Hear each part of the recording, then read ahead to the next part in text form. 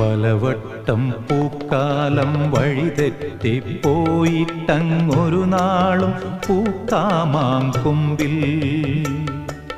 പ്രിയമുള്ളൊരാളാരോ വരുവാനുണ്ടെന്ന് പൂങ്കുയിലൊന്നു പാടിപ്പറഞ്ഞു.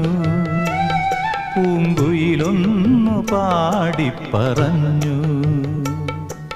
നിനയാത്ത നേരത്തെൻ പടിവാതിലിൽ ഒരു പദവിന്യാസം കേട്ട പോലെ വരവായാലൊരു നാളും പിരിയാത്ത മധുമാസം ഒരു മാത്ര കൊണ്ടുവന്നല്ലോ.